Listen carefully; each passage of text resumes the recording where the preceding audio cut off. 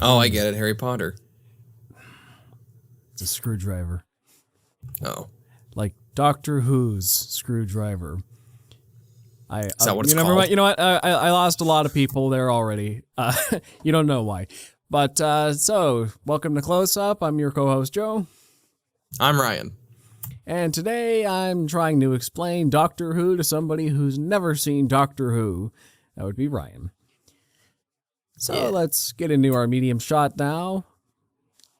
What do you know about this thing? Well, saving some questions, obviously. And why have you never bothered to check it out before now? I know that it's from the BBC. It's an old British show going all the way back for like 60 years. That's probably why I haven't watched it as well. I know David Tennant and Matt Smith were on it, and John Hurt, and another guy that I can't remember, but he also won an Oscar for like best short film. Karen Gillian was on it. David Tennant, Matt Smith did a crossover episode. Well, they all did. That's about it. There's a toll booth. I first got into Doctor Who, maybe 8 or 9 years ago now, sometime back in high school. That was when it was really at its peak. That was the Matt Smith era. And actually, I got into it even before that, probably around 2011-ish. I was scrolling through Netflix, and I found, you have a random Doctor Who serial from the 70s, because I'm that guy who wants to start as early as possible. I didn't want to do it with the 2005 reboot. I wanted to go all the way back to 1963. Anyway, Netflix only had, I think it was the Three Doctors special from the 70s at that point. So that was my first exposure to it. And I thought it was really cool. The effects were kind of cheap, but it had this really cool, it was just cool. And I wanted to see more of it, but I couldn't get any more of the classic series at the time. So eventually I had to cave and watch New Who from 2005 to present. And that took me that's what they call it. Don't laugh at me. New Who. There's classic Doctor Who and New Who. So anyway, I had to eventually cave and watch that. And I'll be honest, it took me a little bit to get into. First few episodes of season 1, for somebody who's basically uninitiated, okay. But, once we get past the farting aliens one, it starts to pick up. It's generally considered one of the worst episodes in the whole of all of it. It's bad. All right. But you got to get past a certain hump in season 1, and then it just gets great from there. It just keeps building and building and building. And I had to get out of it for a while because Netflix lost the show before I got to the Peter Capaldi era. But I finally find a way to catch up in the last couple of years, and now I'm up to date. And then I found a way to watch the classic show. So I've seen every episode of Doctor Who from 1963 to present that wasn't one of the lost ones. So I know what I'm talking about a lot. Although it's not one of those franchises that I'm super deep in on the lore or anything. If you ask me like ultra specific questions, I might not know. I don't know every arc or episode, or I remember most of the characters. Like I'm into it a lot, but I'm not hardcore about it. I've just seen them all. I'm not like, right. I don't interact with it as much as other franchises, but I do love it. So let's get into our close-up now, and I'll give you my best elevator pitch for the show. So here's you and I in the elevator, and I turn to you and I say, so you want to hear about the greatest concept in TV history? And I say, who are you? No, I'm kidding. Yes. I'm the doctor. Oh! So, greatest concept in TV history. What if your main character and all your plots could go to any time and any place in space and history. And that's it. It's anything goes. Right. That's cool. Oh, I remember one other thing about Doctor Who. I know there's an episode where they take Van Gogh and they bring him to like modern times where people are looking at his art and he cries. Yep, that's one of the best ones, for sure. Yeah, I remember that one. Yeah, so Doctor Who. Anytime, any place, in space and history. And he... Basically what it is he's an alien from this planet called Gallifrey, which is a society of advanced beings who are basically the only time travelers in the galaxy when the show starts. They kind of hoard the secrets of time travel for themselves. But the Doctor is a bit of a renegade, never really liked playing by the classic rules. So there was a certain point in his life when he decided, nah, this society isn't for me. So he stole one of the time machines from his people and ran away with his granddaughter to explore history, basically. And then while he's on Earth, his granddaughter, he lets attend a local school in England.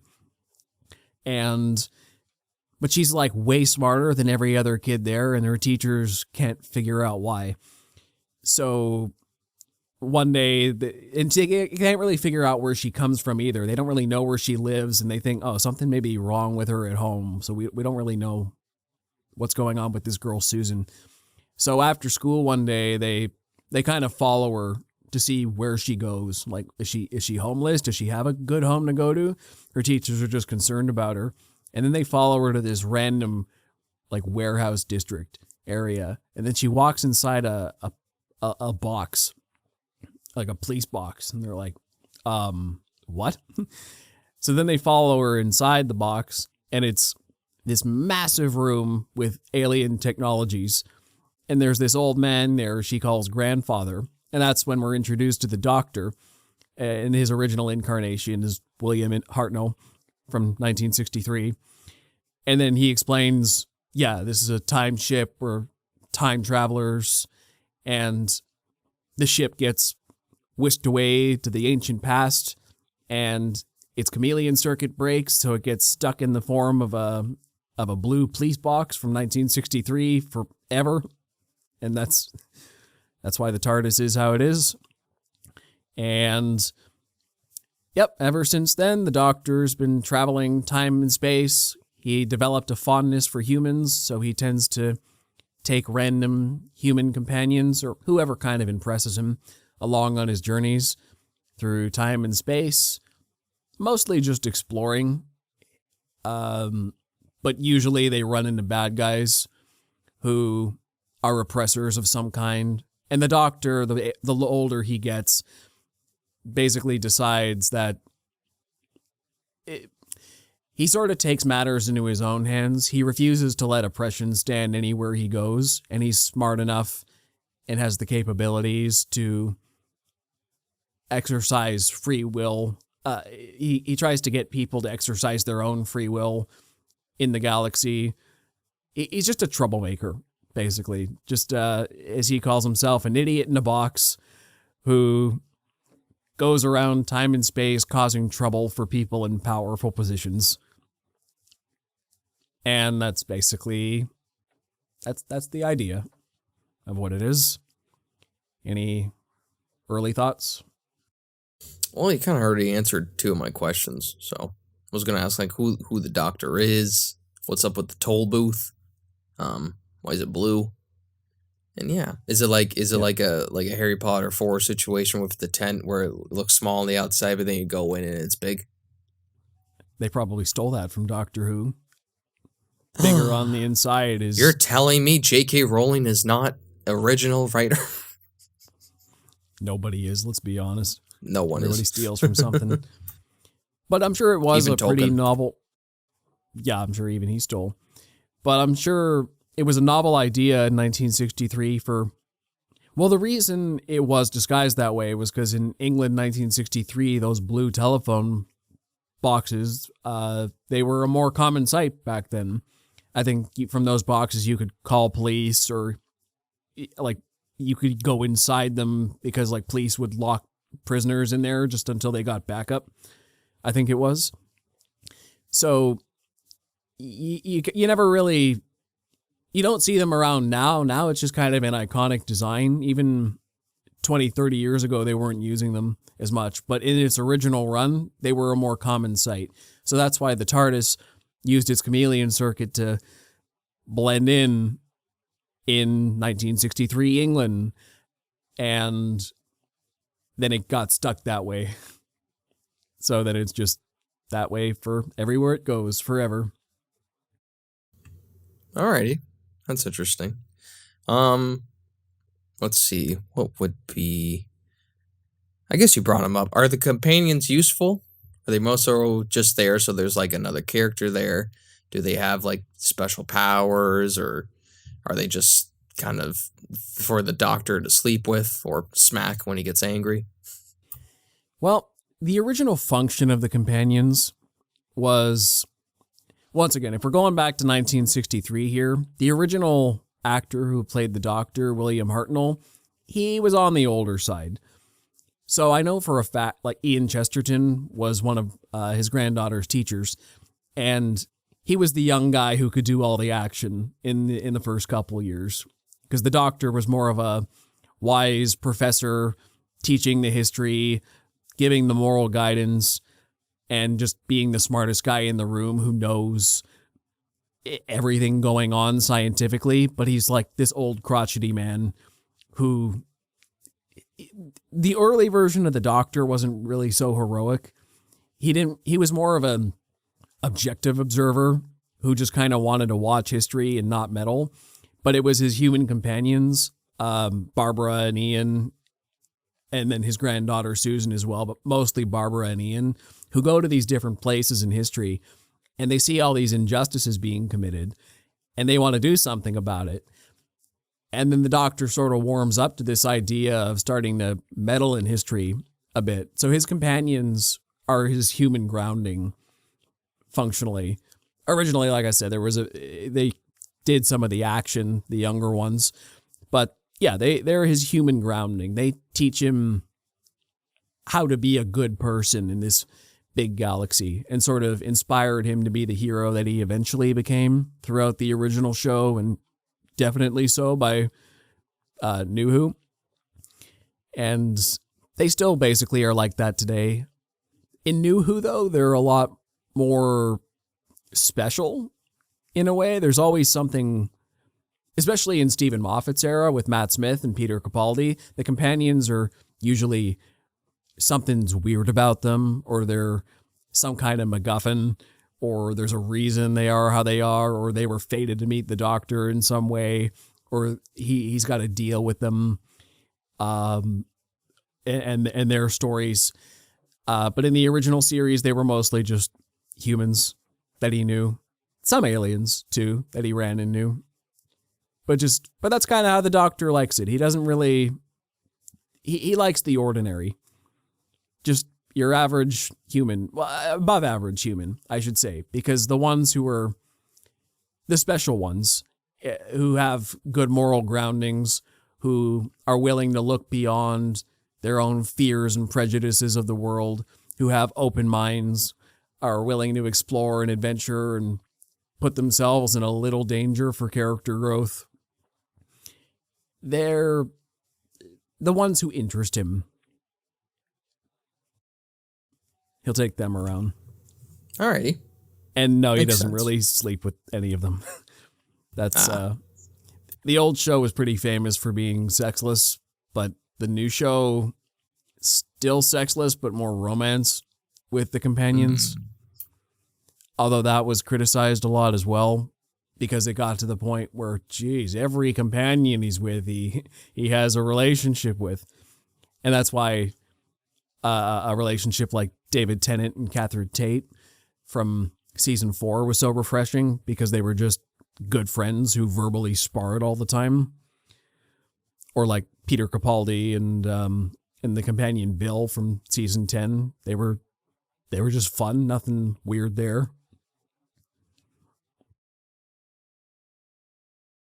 Okay, gotcha. Sorry, let me just pull this back up. What's up with his vape / light stick? I know you call it a screwdriver, but what's up with that? Is it just like Yeah. a little tool for him? Yeah, the sonic screwdriver is the main tool of the Doctor's arsenal. Really, basically what it does is functionally it can do anything a screwdriver can, but it's got more technological components. It's nearly like he can use it as a scanner, tell air particles in the room and whatever. He can examine things with it. You can get readings from it. Like, oh, here's the up and down. Here's like, oh, so here's what's messing with your body. I can kind of read it on the little scanner. If there's any kind of electronics or like locks and stuff, he can open locks in any door with it, basically. It's kind of useless on anything non-technological, though. I think there's a couple times he got locked in prison cells that had no technology at all, and he's like, damn it. It's useless. Shit. But I'm it's stuck kind of in the France prisons during the riots. Yeah, basically. But it's kind of a running joke in New Who, especially some of the later stuff, that the Doctor starts to overuse it. I think you mentioned John Hurt, right? There was a specific joke in the Day of the Doctor special when he's like, I never used to use this thing so much. What is wrong with you guys? And it's John true. Hurt, what a legend. Rest in peace. 100%. But in Classic Who, he rarely ever used the sonic screwdriver. The first Doctor didn't even have it. They only introduced it with the second Doctor, and then the third, and like they kind of used it every so often, but it was really only a thing from 2005 on. It was just a tool he used before. The Doctor's other main tool is psychic paper, which is pretty cool. I enjoy that one. Like a piece of paper? Kinda. So it's like a badge, nearly, and it's how he gets into places. He just kind of flashes the badge, and the person, basically they see what they expect to see. In a way, it's like he kind of goes in like he flashes the badge, and they're like, oh, you're the exact type of authority figure who would come in here. Sure, that makes sense, because he doesn't know what to say. But it kind of just shows them what they expect as identification. It's psychic paper. I don't remember exactly how it works, but it's so smart. That's a great item. Why have I never thought of that? I mean, Doctor Who thought of it, so it's too late, but what a great idea for a gadget. And his main alias is John Smith. Just the most basic name you could think of. And speaking of names, though, I have to acknowledge what I said at the beginning when I called the Doctor Doctor Who. That's a no-no. Oh. And I can't believe I did it in the opening sentence because I wasn't thinking. I'm sorry. So it's a bit of a point of the contention. Doctor, right? Yes. It's a bit of a point of contention among the fan base because through the entire classic series, the character was credited as Doctor Who. So a lot of people say, okay, that's fair game. For 26 years of the show, he was 27, actually, really, technically. He was credited as Doctor Who.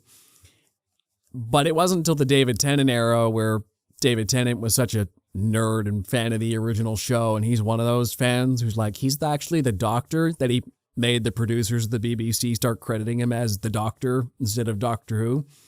And it's been that way ever since. But yeah, the character goes by the Doctor. If you're wondering how Doctor Who came about, that's basically because every person he introduces himself, what's your name? I'm the Doctor, Doctor Who. But he never goes any more in depth than that. He's just the Doctor. Speaking of the Doctor, medical or PhD? Anything you can think of. Really? Damn. Okay. basically. But even he doesn't remember all the time.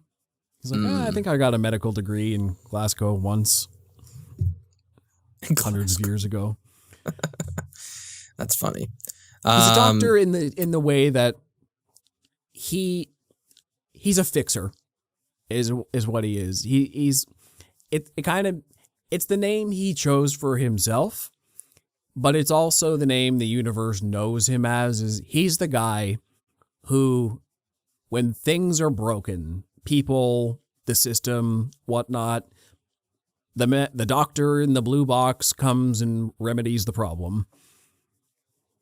So, but he chose the name for himself as nearly an ideal to strive towards. I want to be a healer, somebody who fixes and mends the galaxy and leaves places better than I found them. Nobody really knows his real name is the thing. He's never revealed it to. There's only a couple people who know.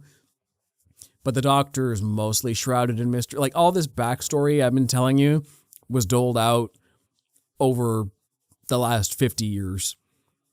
Like, we didn't even find out he was a runaway from a planet of Time Lords for the first, I think, 6 years of the show in the 60s. Like, from 1963 to 1969, his backstory was just kind of, well, who the heck knows?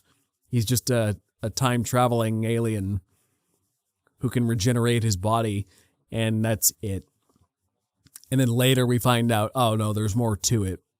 And there's been more doled out ever since, but controversially so, recently, Chris Chibnall's last season made a backstory change to the character that was so controversial, people are demanding rewrites for years now. It's not going to happen. Go ahead.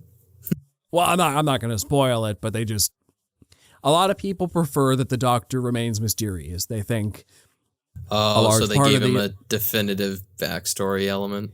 Yes, and went way further with it than you'd expect. Interesting. Like I said, the stuff I've told you thus far, that's more basic stuff, and even that was doled out. It's like, okay, we know basically who he is, but his history doesn't really matter, because his whole thing as a character is more, even though he can explore all of time and space, he's all about moving forward. And the new show really delves into the fact that it's kind of an emotional blockage in a way. He has a lot of trouble looking back. Like, when he leaves his companions, he almost never talks to them again. Wherever they leave him is basically where their stories end. And it's super rare he'll ever see anybody again, because he's always looking forward. He has really bad trouble saying goodbye, but once they're gone, it's like he tries to close himself off from people. There's very few people he's ever really let in emotionally. So to even his companions who travel with him for years at a time, he's still this guarded figure, an ideal that they look up towards. Like, wow, you're a really great person. You're taking me on all these crazy adventures, but you're also kind of an uptight prick who never really shares much about yourself and actively manipulates them, his companions, a lot at sometimes. I mean, different Doctors are worse for this than others, but the Doctor is very manipulative emotionally. He knows how to get what he wants and will force his companions into situations they would not want to be in if it's for the greater good. Although he'll make them think it was their choice. He's a chess master. Not always the best person, but gets the job done for the greater good. Okay. Is that his goal? Just to make sure everything gets done for the greater good? Like, there's 60 years of television, so there has to be different storylines that have happened. But what's his, like, ultimate goal for being what he is? Well, I think his main goal is mostly just admire all of creation. It's just, the universe is a beautiful place. It's chaotic.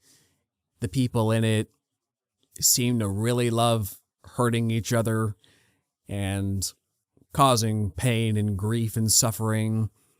And he just wants to go around the galaxy and admire the beauty in it, preserve it where he can, and help others to live in the most ideal environments they can, just because he admires life and beauty.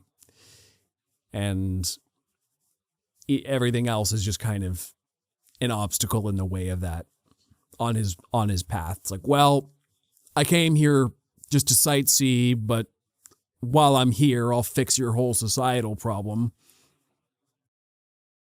Okay, that's pretty interesting. Yeah, we've mentioned how it's gone on for 60 years, but how? How could this show be going on for 60 plus years? I mean, even some of the most popular television shows that we know are only around like 10 to 15 seasons, and that's only in modern time. But 60 years of television, that's a long time. My theory, it was a fateful decision in 1966 where they came up with the concept of regeneration. This was not in the cards originally. The Doctor was always just supposed to be William Hartnell. And this, like I said, this crotchety old professor.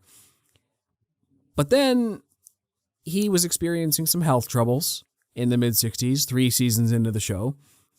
And he had to leave the series. And that could have been the end of it. You could have recast a lookalike. But somebody somewhere had the foresight to say, you know what? The Doctor's an alien and has physiology that may be different than humans. So what if, instead of writing him out of the show or trying to recast a lookalike or canceling it altogether, how about the Doctor just gets really sick and maybe starts to succumb to his age and has to get back to the TARDIS, and his companions don't know what's happening to him, but he's going through some kind of metamorphosis. And then at the end of the episode, we transition between William Hartnell and Patrick Troughton, the new actor. And now when the Doctor comes back, he's still the same man to his core. His morality, his ideals are the same, but his personality shifts with every incarnation. Patrick Troughton, like I said, William Hartnell, he was the crotchety old professor who couldn't really do action scenes or anything like that. Patrick Troughton, completely different. His first scene, he basically dishevels himself. He looks like a hobo. He's completely unkempt. Finds a recorder in a trunk and starts playing music. He's a little younger than Hartnell. He's more lively. He can run around. He's more goofy and way less uptight, way more personable immediately. So basically they soft rebooted themselves 3 years in. And then he was the Doctor for 3 years. And then, when his time was done, well, first of all, the show went into color, and then they completely changed the status quo. It's a spoiler for the original series, but I don't know how many people are going to watch it. But basically what happened was, without getting into details, the Doctor got stuck on Earth, couldn't travel through time or space at all. And they kept that status quo for 4 years. So now the Doctor, this brilliant man who's used to traveling through all of everywhere he wants to go, he's stuck in one place, has to keep a regular supporting cast. And they did that for 4 years. So then the show basically became like a spy thriller show. Like the first 3 seasons were more, hey, let's explore history. It's an educational show. And that was the whole point. Let's take this professor-like character and go through history and try to teach kids history. And then it all kind of derailed with the second arc when it became more of a sci-fi show with the Daleks, which we can talk about later. So then Patrick Troughton... Those are robots? Yeah. So Patrick Troughton, his era changed the show again. That became more of a less historical focused, more space adventures. Just cool stuff out in space. Let's fight monsters. And then the third era was like more of a spy thriller, James Bond kind of show, stuck on Earth for 4 or 5 years. And then after that, and then Tom Baker's incarnation, I think directly because his last incarnation was stuck on Earth for so long, almost never went to Earth. He was always in space doing crazy stuff.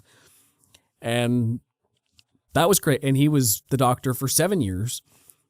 And so his era was very different too. And then the next era was kind of a reaction to that. There was more, his Doctor was, then Peter Davison, he changed again. And then Sylvester McCoy, and then Colin Baker, Sylvester McCoy. So every era of the show, every incarnation of the Doctor was unique. It was like basically the same character, but also very unique. And also different showrunners throughout the times as well. The show went from more historical to action adventure to nearly thriller to, in the 70s, it was like horrific nearly. They were really going for more of a horror tone in the 70s. And then it got really goofy in the 80s. And then it got more serious again, like different tonal shifts and the actors changing and the showrunners changing. The show was constantly reinventing itself every couple of years, basically, in a way that I'd never seen another show do. And that's how it's been able to stay on for so long. But they did get canned 26 years in. At that point, it was the longest running sci-fi series ever.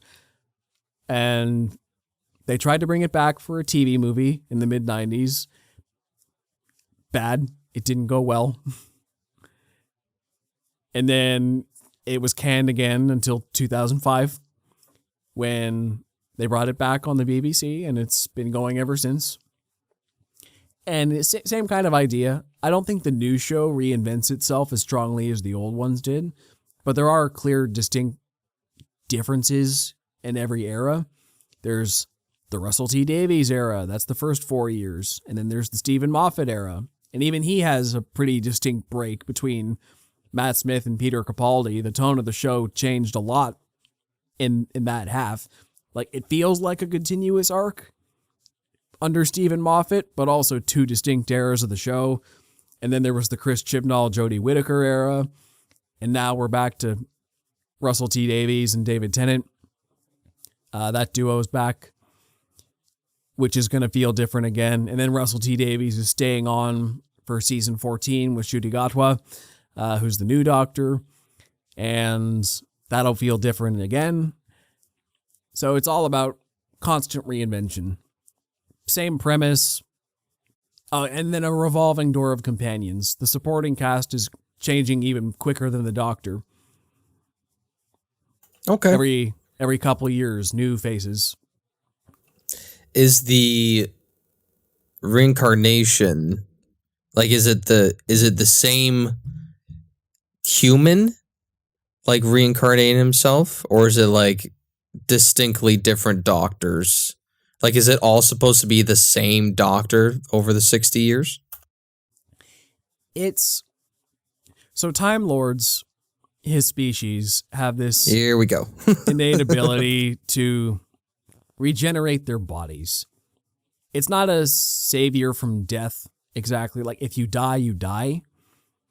But if you get really sick or really hurt before you die, you can regenerate your body. It heals your cells, reinvigorates them, and most of the time gives you a new face. And kind of, it's like, it nearly randomizes your personality traits. Like, you are who you are to your core, but different traits about you get brought out more and others are diminished with each regeneration. So some doctors, like I said, they're more chess masters, they're schemers. Other ones are just blatantly goofy. Others are angry and violent people. Others are crotchety old men. Others are super personable and fun to hang around. Some are any kind of combination of all those. They're like same person, but different personality traits are brought to the forefront every incarnation.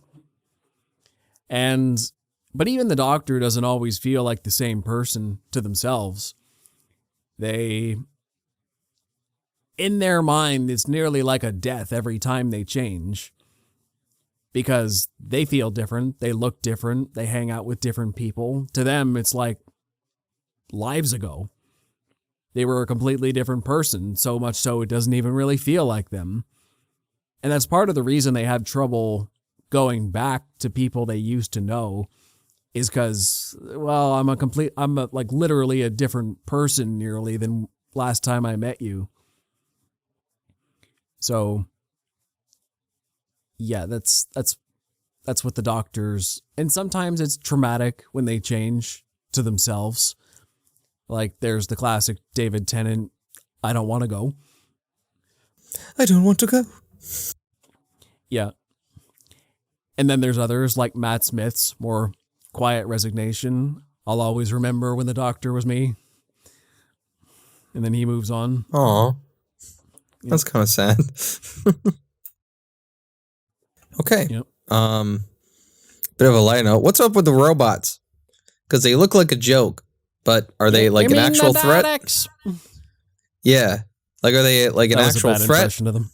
Or are they just kind of just there? Is there like a ringleader, or are they just a bunch of random minions?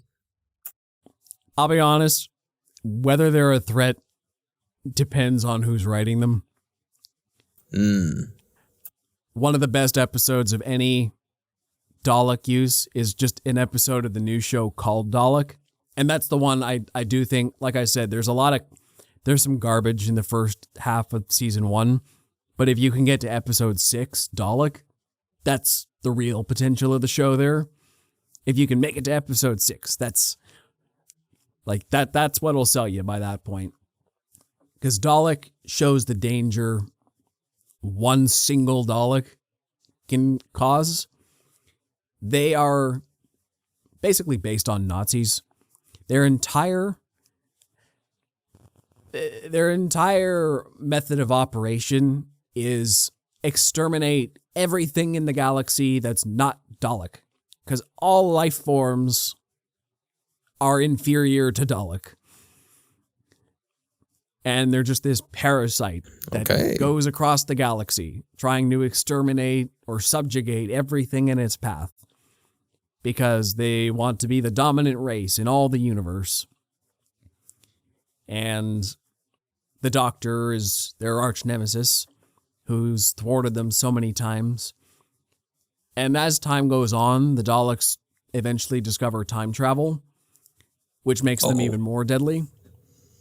And that becomes a bigger problem as it goes. Like, that kind of started at the tail end of the classic show, and then is kind of the entire inciting incident for the new show.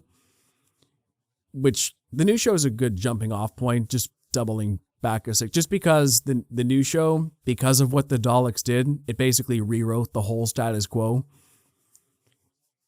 So that you can just jump on there. And yeah, there is this big gap. But the Daleks, yeah, like I said, in some cases, one Dalek can be a threat that can carry an entire episode. Other times, the Doctor can annihilate entire armadas in a storyline, and they don't feel threatening at all under him. So like one Dalek could be C-3PO when he was chopped up and behind Chewbacca, and then another Dalek could be R2-D2. Usually when there's one Dalek, they're very intimidating. When there's an armada of Daleks, they're going to get dealt with more easily than you'd think they should. Okay, gotcha. Which is just kind of funny that way. And that's part of the thing is, right, like the Doctor just gets more powerful and more aggressive with the Daleks over time. It's a mutual aggression. Like when he first meets them in 1963, they haven't even left their home planet. They're just a curiosity. They're just this species that has been at constant war with itself for centuries, until the point where to evolve themselves to be better killing machines, they sacrificed their souls effectively and became more machine than life as we know it. And then they just kind of spread through the galaxy after that. And They always come back, even though the Doctor destroys them all the time. They always come back somehow.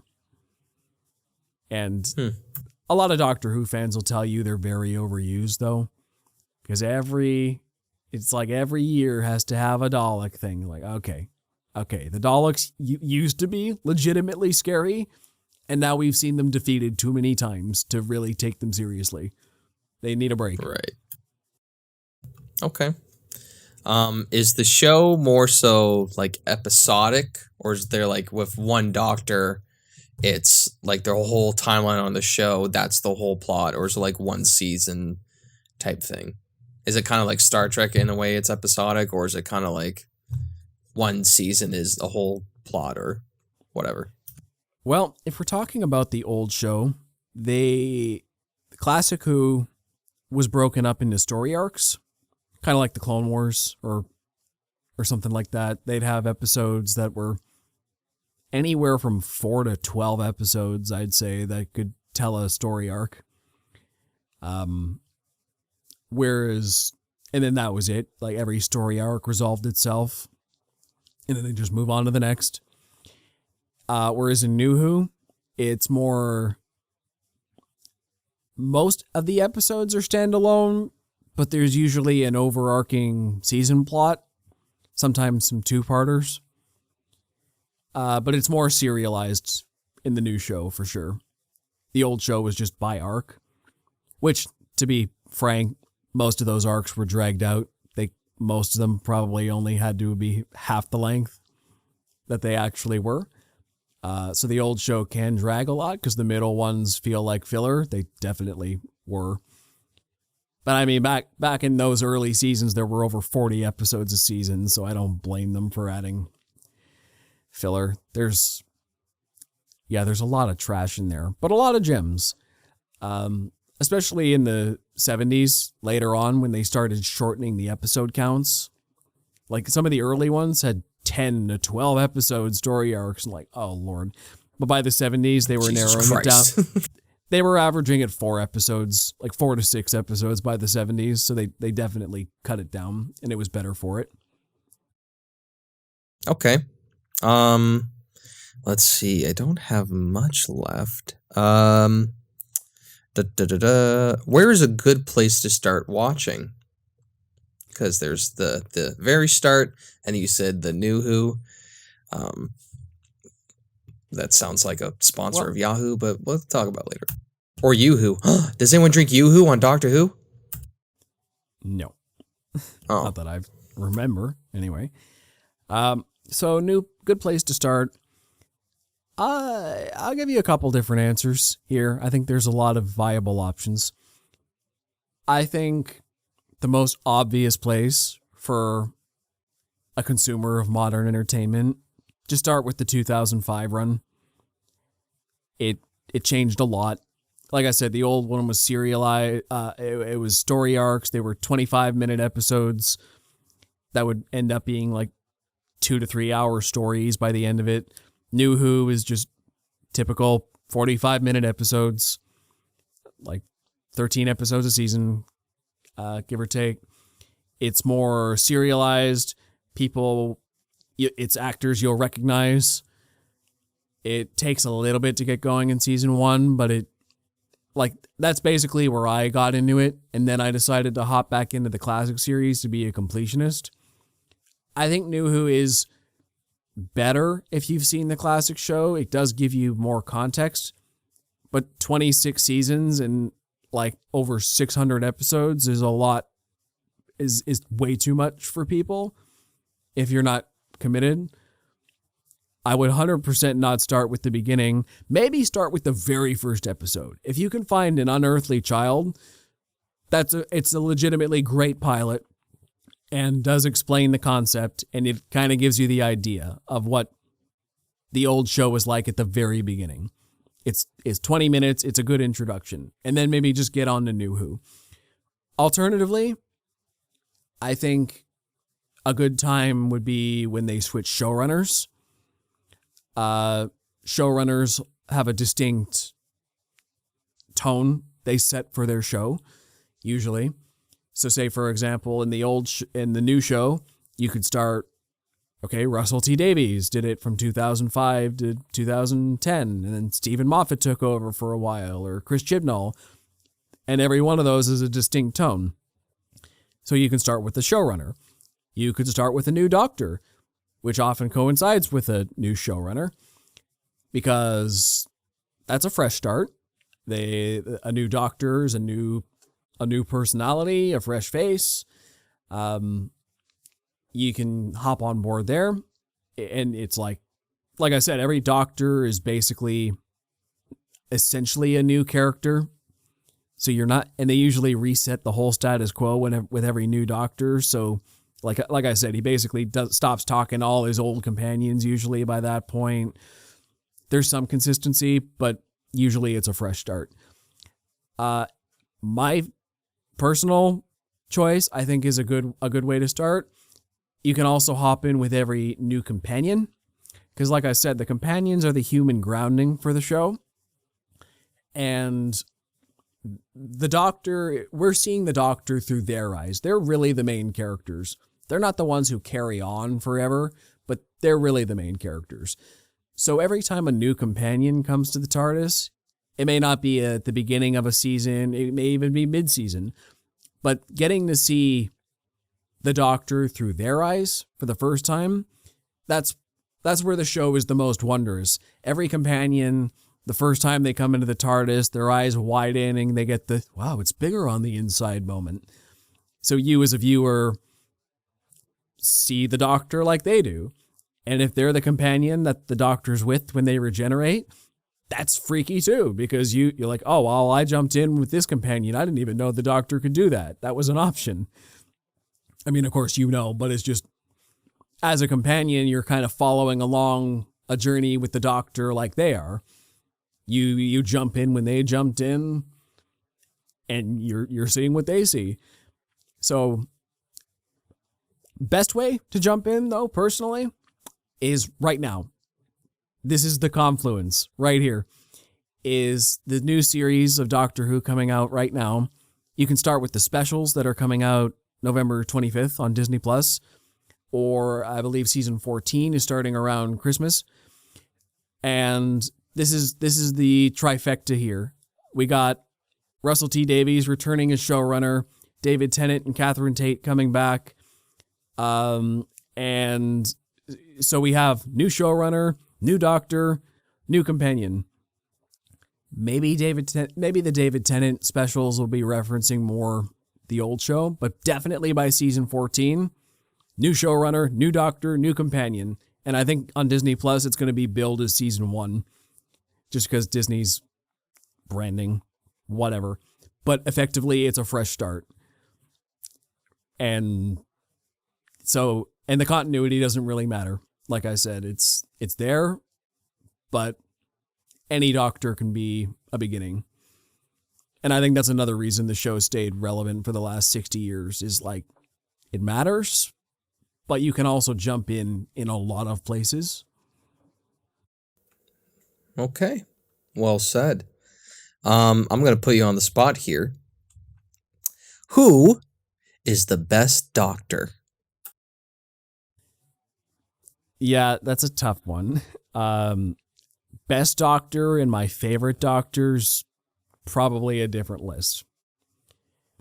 Although I do think, for me, top 2 for me is still Tom Baker and David Tennant, for different reasons. Tom Baker is, I think, the all-around best, not just because he played the role for longer than anybody else. He did it for 7 years and probably has the most episode counts, like just by on-screen film minutes. He's going to be the longest Doctor for a while. But he's also just got the best energy. When you think of classic Doctor Who, without even seeing it, I know you know which one Tom Baker is. If not by name, just when you pick your classic Doctor Who, what's the Doctor you imagine? Knowing nothing about the show, what do you picture? Me? Yeah. What do you imagine the Doctor looks like? From the classic show. What do you think he looks like? He's got like an overcoat and a tie and I don't like. All I picture is David Tennant. My mind's drawing a blank. The guy with the scarf. Everybody knows the guy with the scarf. Yeah. Guy with a scarf. Yeah, that's Tom Baker. That's the first Okay. image people think of when they think Gotcha. classic Doctor Who. And he's just got the perfect energy, I think. You know, he's got this wide, toothy grin. He's got this alien energy about him. He's not the relatable Doctor.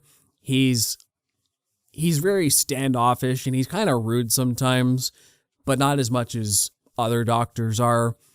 He's smart without really... Well, actually, no, that's not true. He is smart, and he's also a complete prick about it, too. He's the smartest guy in the room, and he wants you to know it. He's still alive. Yep.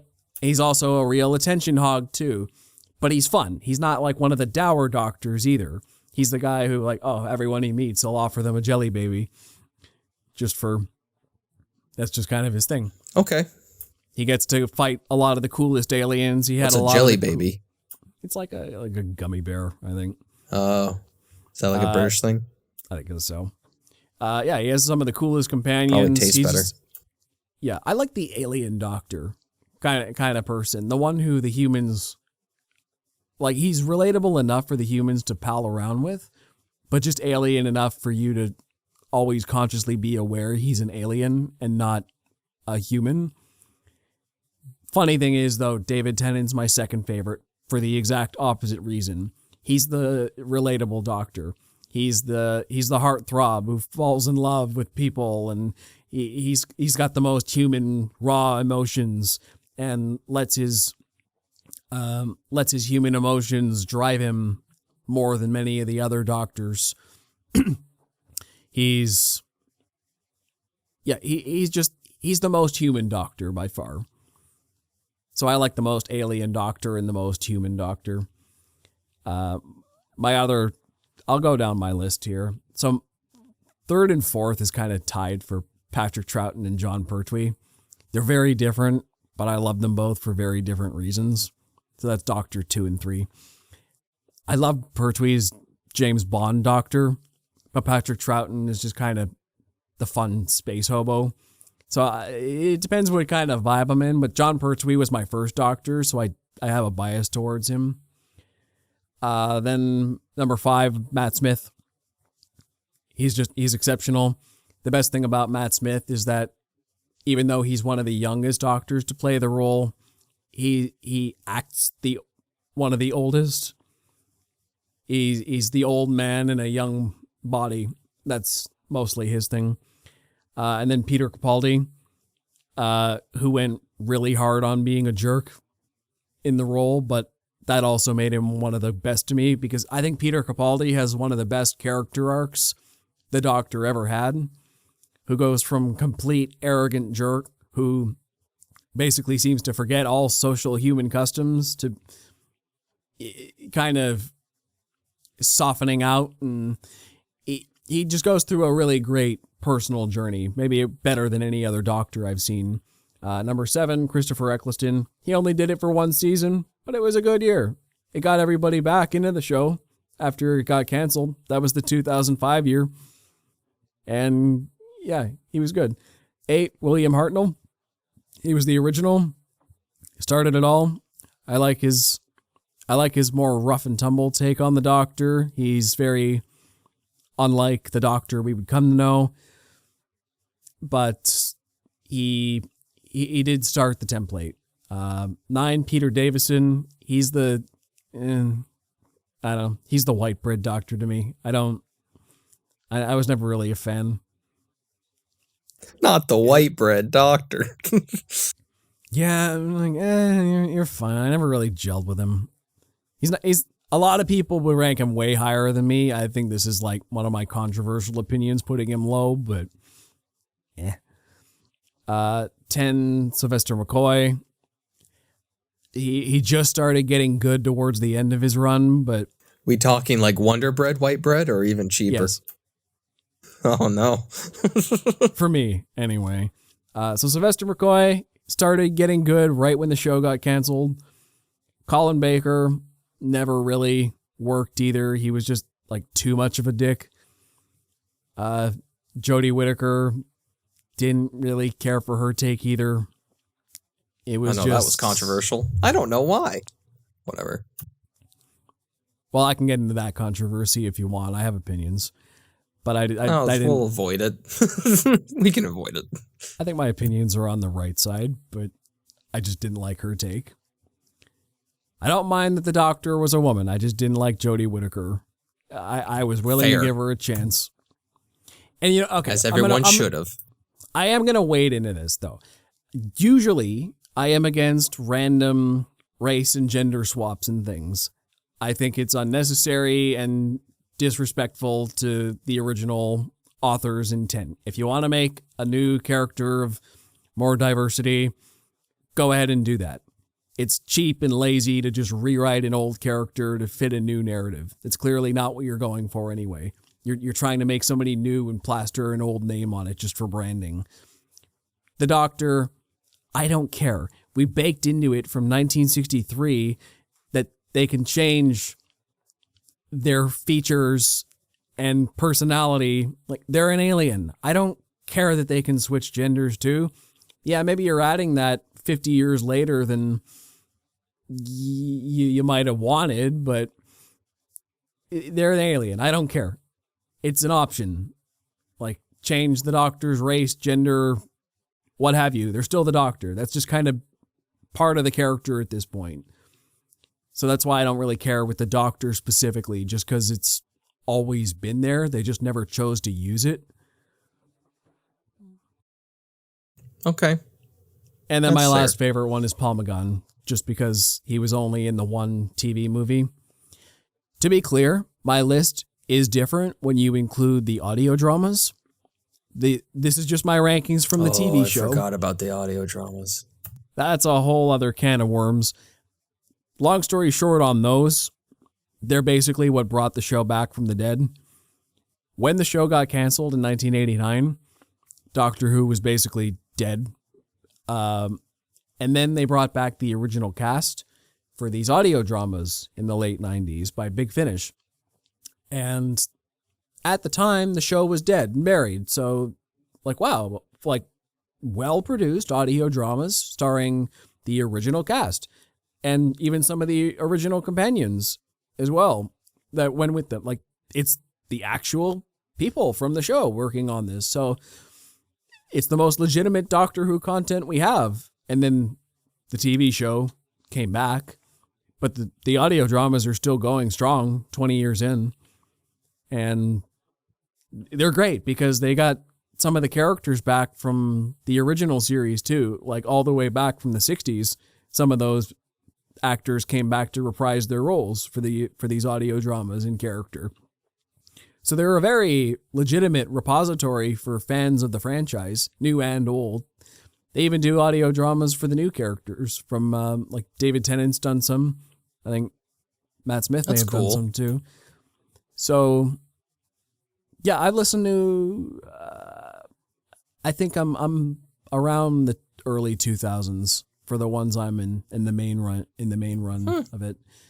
But is it like a early audiobook? Is that what it is basically? They kind of based it in the style of the old shows where they were kind of episodic. So they're 2-hour stories basically. Okay. That are kind of broken up into 4 parts. 4 25-minute parts usually. And then they had other more interesting things throughout the years, but the main range is movie length stories. And they're really good. Their canon status is a little up in the air though. Because the thing is, the TV show tends to take precedence. That's the main thing. So if the TV show contradicts the audio dramas, whoopsie. But for a lot of people, the audio dramas were the best canon we had for a very long time. A lot of Doctor Who aficionados rank their stories among the best of the whole franchise, regardless of canon or not. And like I said, they are voiced by the original people. So, and the funny thing about those dramas too is that a lot of the people who worked on them later ended up as writers on the new show of Doctor Who when it came back from the dead. because they'd proven themselves all these years as good writers of these stories. So they did get rewarded for their efforts that way, a lot of them. That's pretty cool. That's neat. I didn't know about that. All right, final question to end off here. In your humble opinion, Joe, what makes the Doctor an iconic TV character? The Doctor is iconic because they prove that intelligence and empathy beat out violence and ignorance. That's the Doctor's entire deal. They refuse to use a gun, ever. Every time the Doctor beats somebody, it's because he outwits them or tricks them into defeating themselves. Or, like I said, he destroys entire armadas without holding a weapon. Just like many episodes. The Doctor proves that you don't need to be the toughest guy in the room, just the smartest. And with his companions, who are like mostly just average people with good potential, it shows that greatness can come from anywhere. He can take just a decent human being and turn them into heroes just by giving them the chance to be. Giving them an opportunity to help on a grand scale. And he's also a reminder that age and wisdom don't have to breed apathy. You can see all the worst aspects of the universe and still want to help it and protect it. Just because there is countless evils that he's faced. It's hard to bear, but protecting the good is more important at the end of the day. And it's also a lesson in staying curious. It's an endless universe full of wonders out there, and the Doctor, at the beginning of the show, they're, I think, a couple hundred years old. By the end, at this point in New Who, they're over 1,000.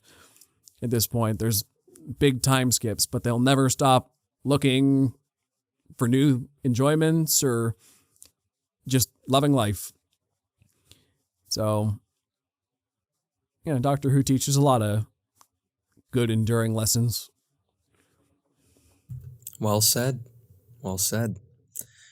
Yeah, that's all my questions for a little Doctor Who special here.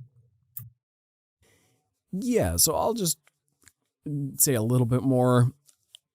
I can't, in good conscience, recommend everything. Like I said, there's well over 700 episodes of the show, over 60 years at this point. Jesus! A good lot of it is garbage. I'm not going to lie. Some of it is straight up bad. But the best so there's of Doctor reasons Who, for the cancellations. 100%. It was going downhill badly at that period of time. Although sadly, like I said, it was just starting to pick back up right at the end. But yeah, it's a lot of it is awful, god awful. But a good chunk of it is also some of the best sci-fi I've ever seen. Maybe some of the best sci-fi ever written. The best of Doctor Who will invest you emotionally and intellectually, show you crazy sights you've never seen one show try to accomplish before. Like I said, it's anything and everything all at once. It's the show where you can be, where he can be riding dinosaurs on a spaceship. For one, that was one episode, or like dealing with the end of the universe on a weekly basis, destroying entire armadas, or just chilling in Victorian London. Who knows? He can be doing anything. Yeah.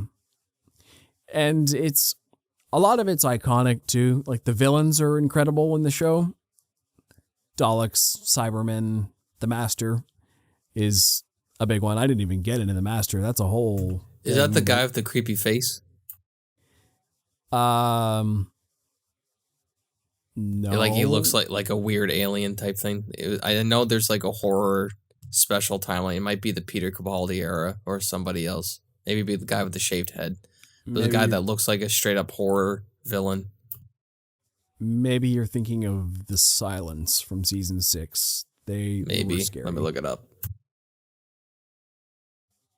Yeah, The Silence. God damn it! Not the 2019 movie. Yeah. So anyway, Doctor Who has a lot of really those guys. Those guys, yeah. Yeah, they're creepy. Yeah. So yeah, Doctor Who's got a lot of fantastic villains. They're all pretty unique and interesting. A lot of fantastic companion characters. Lots of incredible acting, music, just stories, monologues. My lord, the monologues in these shows. Some of the best I've ever heard. In Peter Capaldi's era especially. Man was the king of the monologue in that show. Special effects are always kind of dodgy on it, but it was always kind of known for that, of having charmingly cheesy special effects, the classic series especially. The new series is better, although the CGI on some of the old seasons is aged not great. Like, just for example, the Daleks, their arm is a bathroom plunger. Or it was originally. Like, that's what they had to work with when the show first started. That's what they went with. But, yeah, they made it work. Doctor Who's kind of about triumphing over bad budgets and just surviving. It always kind of lived or died by the quality of its writing, which did ebb and flow over the years. But like I said, that's the problem with trying to quantify Doctor Who as one thing, is that, as I've said, there's so many different types of it, different showrunners, different lead actors, different companions, different tones. Doctor Who isn't just one thing. It's sort of a series of things bound by common themes with a loose continuity. So, like, fans of one era aren't always fans of another. Fans of certain doctors may not like others at all. And that's okay. There's a lot of variation in the franchise. I like most of it, personally. There's just a few where I want to facepalm and That's good. Just me. But yeah, so lots of good stuff. I highly recommend a good chunk of it. But maybe look up a best of list. Either start with the 2005 show, start with the newest season coming out, or just look up a best of list and check out some of the standalone episodes maybe, because there's a lot of incredible standalones as well. I'm going to start with the Day of the Doctor. Great choice. Just a multiverse episode and you don't know anything. Just like, good Lord. That's one to start with. I think I've seen like the 4-minute clip of like when Matt Smith and David Tennant meet, and it was a lot of fun. I just always see that clip all the way through whenever I watch it. Multi-Doctor crossover specials are always a treat when they get to do them.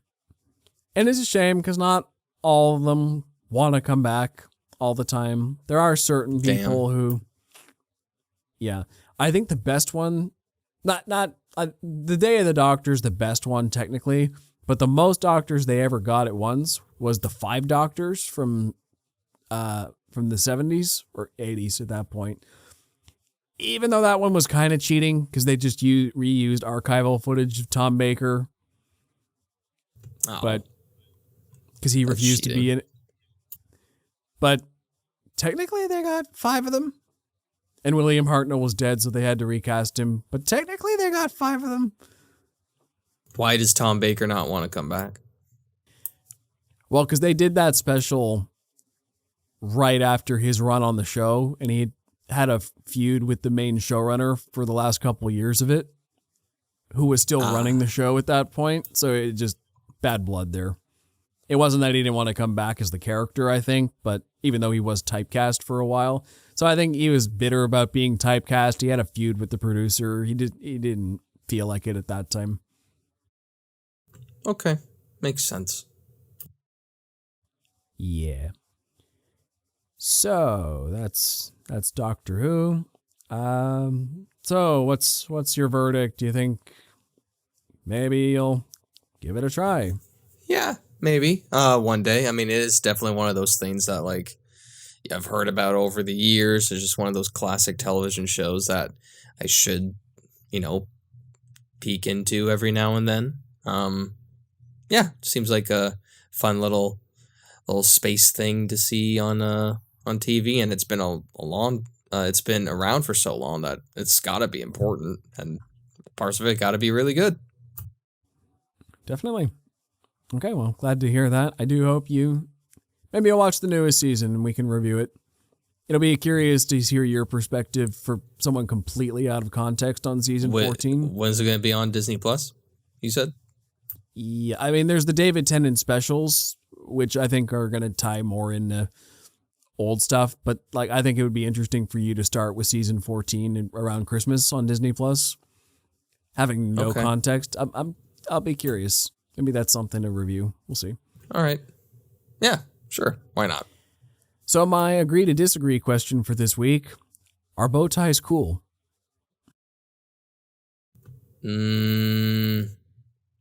Yes. Because it depends on the bow tie. Because here's the thing. I had to wear a bow tie for work when I was a server a couple months ago. It does add a little bit of like the formal wear to it. And I think bow ties on like a classic English suit look great. I mean, just look like James Bond. He can actually he wears ties. But like sometimes he'll wear like a bow tie. I think it all depends on the outfit as well. If you're wearing like a polka dot one, don't do that. But I don't think they look bad. I think they look better than that fucking whatever they wear in the South, that shoestring thing. Wherever that is. Bolo tie. Bolo tie? I think it look better than that. That's my hot take of the day. All right, you picked that. I guess I've got to say no. Bow ties are not cool. It's just the name of the segment. I have to, and you're making me say that as a Doctor Who fan, so I'll get blasted again. Sorry, Matt Smith era fans. You don't gotta take the name of the segment to heart. It's just the name of the bow ties are not cool. They're very lame, in fact. They make you look like a nerd. Which isn't necessarily a bad... Yeah. I know. Now your brain's breaking. If you don't want to look like a nerd, they make you look like one. And some of them are really goofy. Like back in high school, we did a production of Grease, and the guy had to be Eugene. He had this giant bow tie that was like multicolored. Well, those are dumb. Yeah. There's also the ones at like the dollar store that are like bigger than your whole chest. Like those ones. Yeah, that was weird. One of those. and like what's a bow tie even for?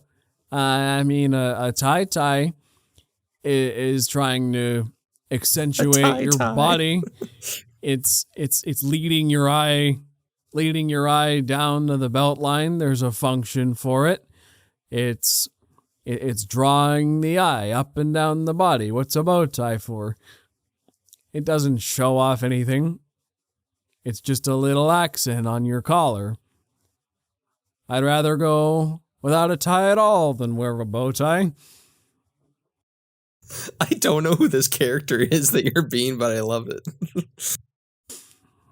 I'm being contrarian Joe taken up a notch. This is so good. Oh, what a funny question. You're making Alrighty. me Well. argue. Okay. Well, I think we're good here. How about you? Yeah, I think I said all I can say without talking your ear off about all the lore, all the 60 years of lore. Yeah. I know it's like complicated. All the questions I ask are like simplistic, but with 60 years of stuff, it's way more complicated to just give a simple answer. But you did pretty well. Yeah. I'm intrigued. Alrighty. Well, you can find me at Ryan Walker Official on YouTube, TikTok, and on Instagram. And you can find me on Instagram, TikTok, and Facebook at ThoughtPlay Media. Also, check out the Close Up with Ryan and Joe Facebook page for latest updates on the show. If you listen to us on audio, check out our YouTube channel. And if you're on YouTube, find us anywhere you get your favorite podcasts. We hope to see you on the next Close Up with Ryan and Joe. Till next time. I don't want to go.